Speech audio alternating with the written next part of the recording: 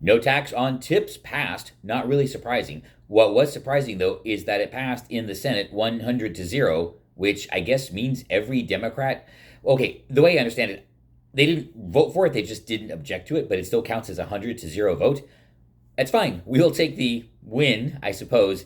What is crazy, though, is the Democrats don't realize that they have just basically sealed their fate. Well, they continue to do that every day, but on this one, I think they screwed up really bad for them because they will have unleashed probably the largest anti minimum wage movement that we have seen in a long time.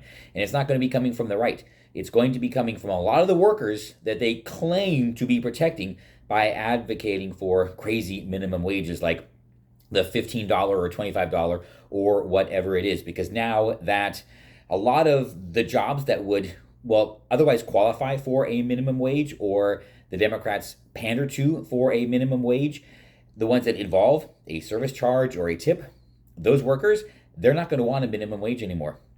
They're going to want to replace the minimum wage with that service charge, with that tip, so that they can get the money tax free. Now, it's not actually, well, okay, it is tax free. It still has to be reported. It's just now there's a very generous $25,000 deduction for tipped income. And if these low wage workers have the option of getting a minimum wage that is taxed or a tip that is not taxed, what do you think they're going to advocate for?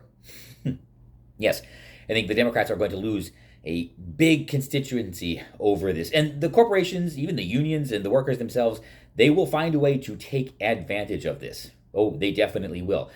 How do I feel about it?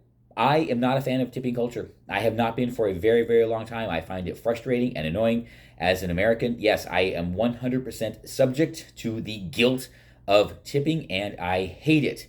But in this case, when faced with the prospect of depriving the federal government of money, I'll pay that tip. If I know that this service worker or whatever the service professional is getting a tip or versus a minimum wage and they don't pay tax on that tip, I will gladly pay that tip. So as much as I cannot stand tipping culture, I wish we could get rid of it. I really do believe that everything should just be paid for, paid for what they can charge for it. That's it, flat fee, be it a product or a service or a job. Yes, I much, much prefer that. But in this case, the less money we can give to the federal government, I am willing to suffer through tipping. You know I'm right.